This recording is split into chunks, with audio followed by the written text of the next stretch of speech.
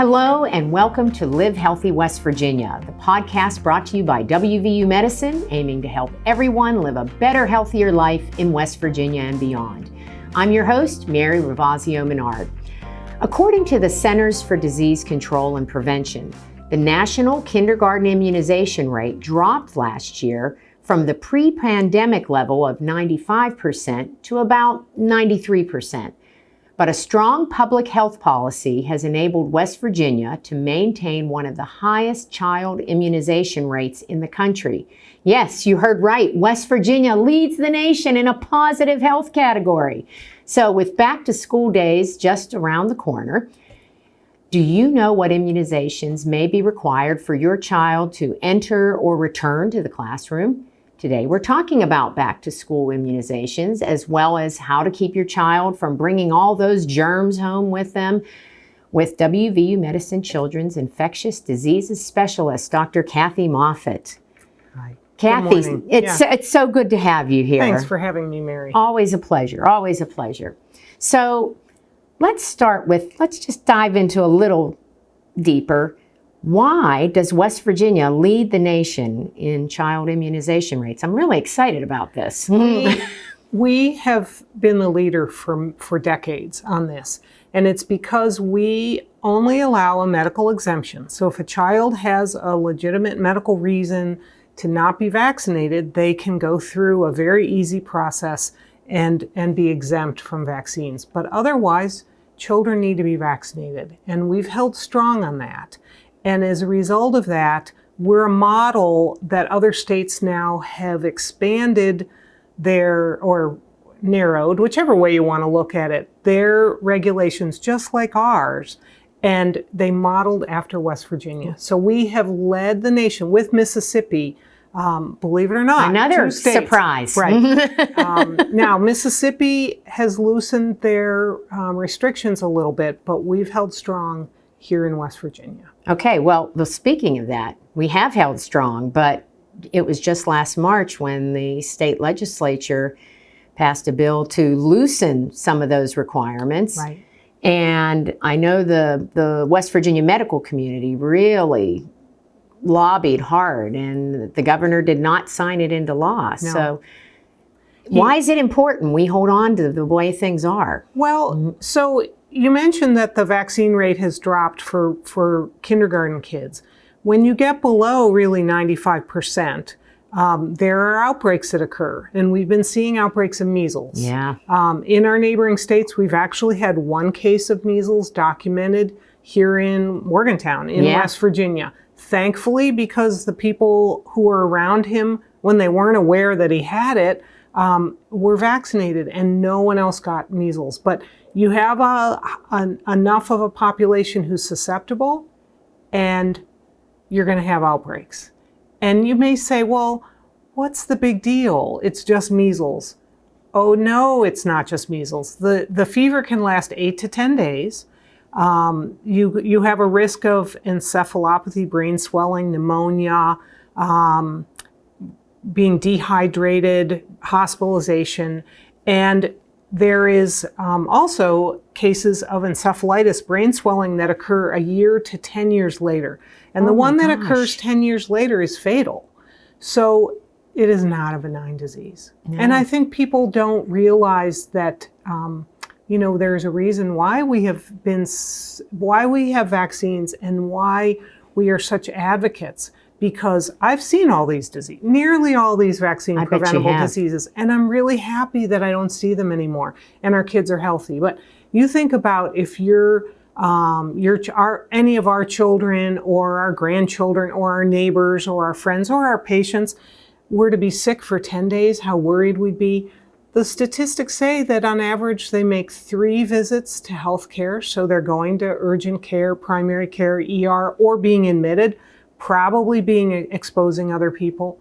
Oh, so yeah. it's not measles is not a benign disease. It's not benign. We've come such a long way from the 60s when they used to have parties. Hey, my kid has the measles. Bring your kid over so they can get it too. No, I mean, that's crazy. You know, I'm old enough that I've had many of these, not all of them. I didn't have polio, thankfully. I was vaccinated. But I had measles, mumps, rubella.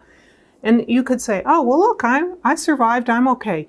well, I'm not one of the ones who died. I'm not one of the ones who got brain damage from getting encephalitis with measles. I know a family in Morgantown whose brother, they care for their brother. They're in their 80s, their brother's in his 80s. He's like a child. I mean, he had encephalitis when he was 5, and he was a normal, healthy 5-year-old. So you look at that and you say, why would we want to go back to putting our kids at risk? Even just as simple as, can you afford to be off of work for 10 or 14 days when your kid has fever and is ill? Same with chickenpox. You know, can you afford to be off all of that time? And the pain and suffering of having diseases. There's so many issues that we just don't want to have. And we haven't had them in West Virginia. For good reason. Very good reasons. So we got to keep it that way. Right. All right. So let's talk a little bit about back to school vaccines. There are some required vaccines before, well, let's start with kindergarten kids. All right. Because I think they're the ones that need the most, right? Well, yeah, kindergarten, everybody needs their vaccines. So one thing that we don't do so well on is our preschool vaccines. We are very low. If you look at 3-year-olds, have they had all their vaccines on time or even caught up by the age of 3? And we don't do well in West Virginia because not all kids are in daycare.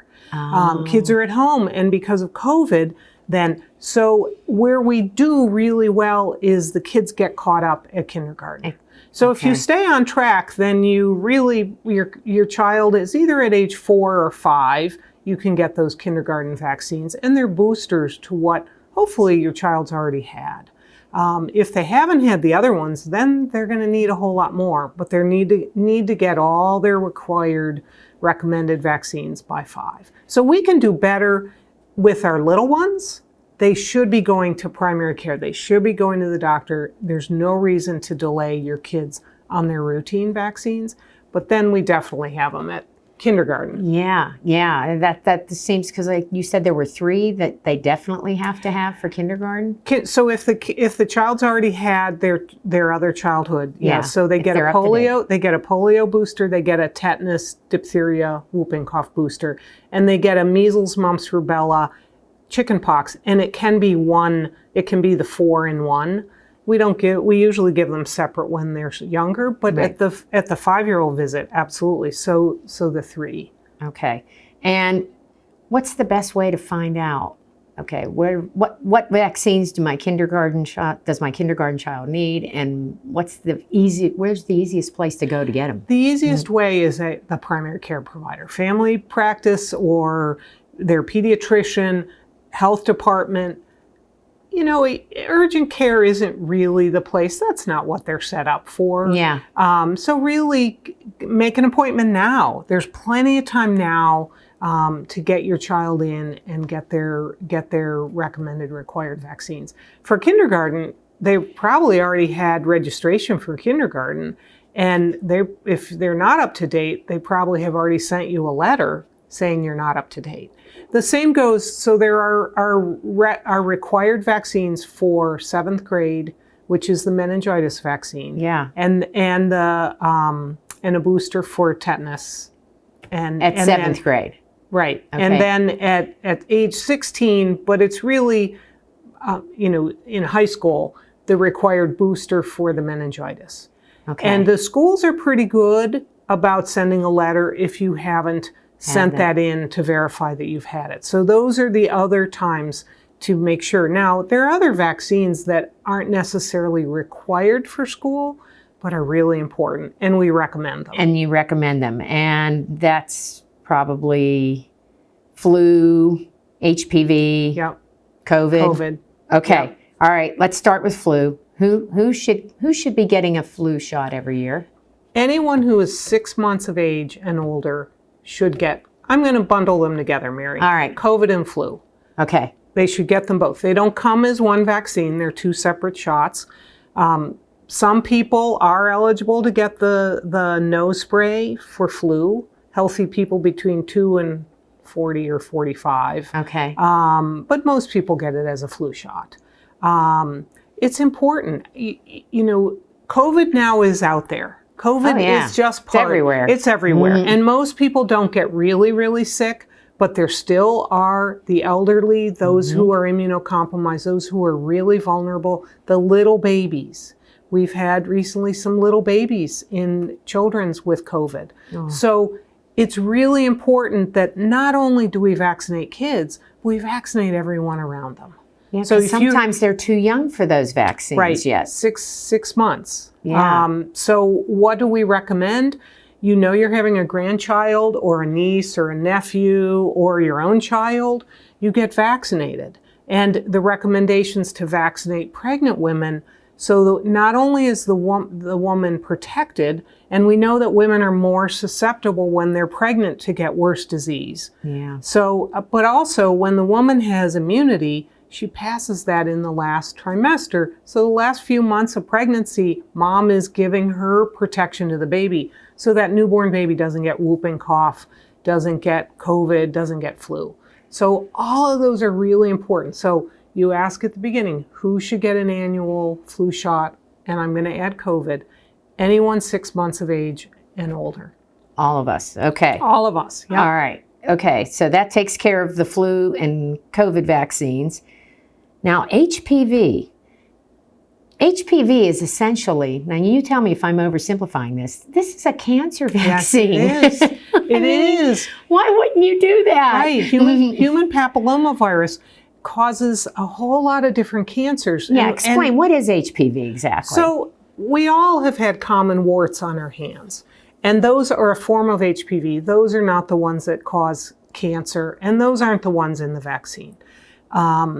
But HPV also is the cause of, we know, head and neck cancer. So men and women, but men in their 30s, 40s, 50s, it's now the leading cause of head and neck cancer. It's past smoking-related cancers. So we've done really well on decreasing the amount of smoking, less smoking. But what we know that big kind of cancer, we screen women with pap smears for cervical cancer. That's HPV. So there are many different kinds of cancer that are caused by HPV, and we can prevent them. It's a prevention vaccine. Kids should get it as young as 9. Okay. Most people say that 10, 11, 12 age, when they're getting their meningitis vaccine, when they're getting their tetanus booster, their Tdap, let's start the HPV. And if you're a young teen, you only need 2 doses. And the evidence is that we're going to be protected a good long time in our life. And it's for boys and girls, right? Absolutely. It's for boys and girls. We all get exposed to these. It's a family of viruses. There isn't just one HPV strain, but they're given numbers. And we know that now 9 are preventable in the vaccine, the 9 most common causes of warts and cancer. And if I remember correctly, when the HPV vaccine first came out, they were saying that it was you had to be like 28 and under, but then they expanded that, right? So it was, the initial time was confusing. It was women only, 26 and under. Then what about males? Well, you can, you can't. Our boys were in that kind of sandwich time when they finally said, yes, you can give it to boys. Yeah, we did. Yep. And I told anyone who would listen to me, yep, you should. Both. That's why I did, Kathy. Yes. I was listening to you. Then there were studies to say up to 45. And really the older age are a little bit perhaps more high-risk adults. But I look at it this way. This is a human virus and a family of viruses that 99, it's really all of us, will get one or more of these HPV virus strains in our lifetime, or more than one. And maybe we're not going to get cancer, but you don't know. Right. And maybe you are. And then later on, when you look, so as a pediatrician, I'm not seeing the downstream results of vaccinating kids because I'm preventing measles, chickenpox, polio in the little ones. But HPV, I'm vaccinating them so that when they're an adult, they're not getting sick. They're not a woman who now has to have a colposcopy because of cervical cancer or dysplasia and maybe can't get pregnant. You think of it in that way, is unable. Or the young man who then develops, or the not so young man, the adult man who develops head and neck cancer. There's some famous people who have come out and said, Val Kilmer, on Top Gun, why he wears a scarf. He actually has a tracheostomy tube because of head and neck cancer.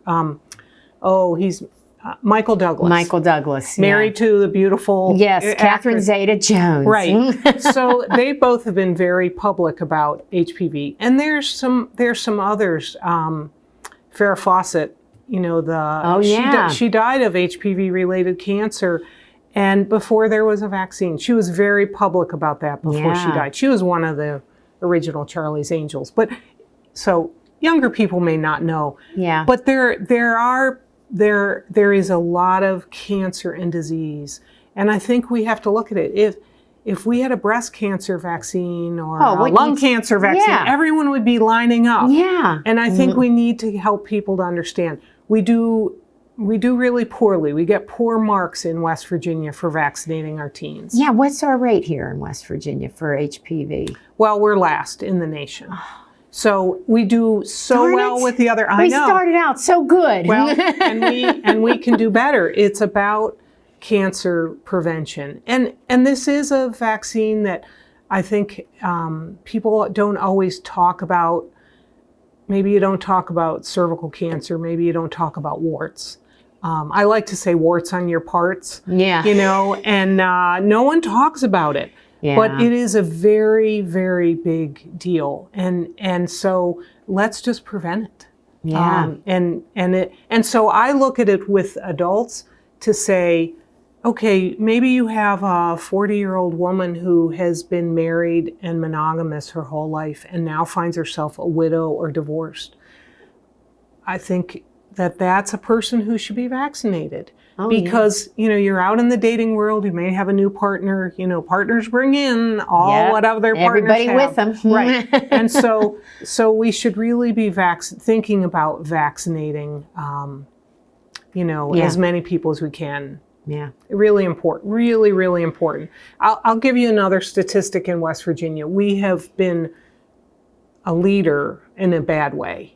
Atop in cervical cancer diagnoses in young women and cervical cancer deaths in West Virginia. Really? And that we need to shift that, and we need to prevent. We need to change that. It's all preventable. It's all preventable. And isn't that one of the slowest moving cancers? I mean, you have a lot of time to find it and do something about it. And I think that's where people are not thinking, my teenager, they're not doing any of that stuff. Yeah. And it is not giving kids permission. There's studies that show, no, by vaccinating an 11 or 12 or 13, 14-year-old, you're not giving them permission to do any kind of risky behavior. Right. No, you're not. Right. Those studies have been shown. We have good morals. You talk to your kids. You talk about good choices. And one of the good choices that a parent can make is to vaccinate. Give the HPV vaccine. Makes a difference. Yeah. Are there any vaccines that college students need to have before they enter college? If they haven't had the meningitis vaccine, that's the big one. But I guess there's some homeschool kids. There's kids maybe who come from outside, or you go somewhere else. Should be up to date on your tetanus. So you may not have had a tetanus since 7th grade. So it should be every 10 years, but if it's been more than 5, may not be a bad idea to get a booster. So then when you're in college, you don't have to worry about that. Yeah. Flu vaccine, COVID vaccine every year. Yeah. Though my son had the flu last year. He was miserable. We had talked about him getting a flu vaccine. He didn't take the time. He was okay, but he was miserable for a week, missed a week of work. Yeah. So I think that, if he had been in college, missing a week of classes, that's a big deal. Oh, yeah. And then how are you going to take care of yourself in your dorm or your apartment when your roommates don't want to get your illness? Yeah. And, staying hydrated, being All that comfortable, stuff. all that stuff with being sick. So those are smart choices that we all can make, but the college students, absolutely. You don't want to miss school or work. You don't want to infect your friends. So what can we do? That I think we've covered vaccines pretty well. Yeah. So along with the start of school comes the bringing home of the germs. You know, and then sharing it all with the family. So how can we prevent our kids from bringing all those germs home with them and sharing them with the family? Yeah, it's a challenging thing. I think, we're going to go back to what everyone has heard: good hand washing, sneezing in your sleeve, not in your hands, and then shaking hands. Yes. It's practical. Getting flu and COVID vaccines, being up to date on things. We can look at it another way. None of us want to be sick. We don't want our kids to be sick. But when kids are sick and get over it, it is a testament they have a good, healthy immune system. There's an estimate that children under 2 or 3 get 6 to 12 illnesses a year. So the first 2 to 3, yeah. Mm-hmm. And so that's normal. And many parents come to me, I have kids in my clinic, is there something wrong with them? Well, no, there really isn't any. We have to look to make sure, but there isn't anything wrong with them. They're handling things. But I think there is, we tried living in a bubble. We lived in a bubble during COVID. Yeah, and then we know. But I think being practical, stay home when you're sick. Oh, yeah. That's probably the biggest one. Be vaccinated, hand washing, stay home when you're sick. Give us a refresher on hand washing. Well, they say you should sing Happy Birthday or perhaps Country Roads. Country Roads. Yeah, we'll sing Country Roads. Country Roads. Yeah. You don't need antibacterial soap. Regular soap is fine. Soap is soap. Soap is soap. And it's getting things moving off of your fingers. If your fingernails have dirt under them or long, it's not a bad idea to clip them or keep them clean. Yeah. Try to keep hands out of the mouth. And then hand sanitizer. Yeah. And so lots of places, have them when you go in, have a pump bottle. Yep. You don't need a huge amount. It doesn't need to be dripping, but it needs to be enough that, you get it on your hands and then you dry your hands off. Okay. Good to know. Good to know. What's the best way to protect grandma and grandpa, now that I'm a grandma? But, and just older people in general, whether it be COVID, flu, RSV. So RSV and shingles vaccines are ones that are recommended for those over 65 or anyone younger who's at risk, immunosuppressed. So shingles is from yourself, from your old chickenpox. It reactivates. You don't want to get shingles. No. So that's one that isn't maybe from the grandkids or from us bringing to them. But RSV, it's amazing that a virus that I've known about a very long time, now the adult world is saying, wow, respiratory syncytial virus, it can infect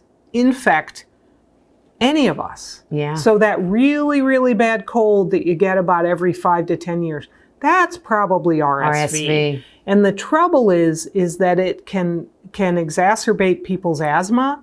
So asthmatics who just can't seem to get better with their usual regimen, it may be RSV that's the trigger, or pneumonia. So just like flu and RSV are probably the 2 most common viral causes that cause someone, either a young baby or elderly, to be admitted with pneumonia. Okay. So really serious. So I recommend anyone over 65 talk to their physician, look at whether they're eligible for the new RSV vaccines, flu, COVID, shingles, pneumonia shot. If you haven't had a booster, maybe you're eligible. And there are new versions now of the pneumonia shot that have more, what we call serotypes, more strains of the strep pneumo, the bacterial one of the bacterial causes of pneumonia. So there's new pneumonia shots. If you've already had a pneumonia shot, can you get the new one too? You may be eligible. Okay. Yes. All right. Good to know. So before we go, what's the most important thing you want parents to know about back to school vaccines and just vaccines in general. Vaccines are one of the miracles of public health.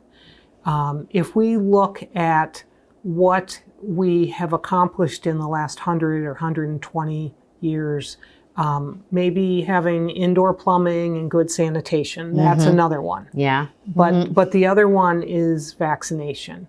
And so it's so important to keep our kids healthy, our individual kids healthy, as well as all kids and all of us.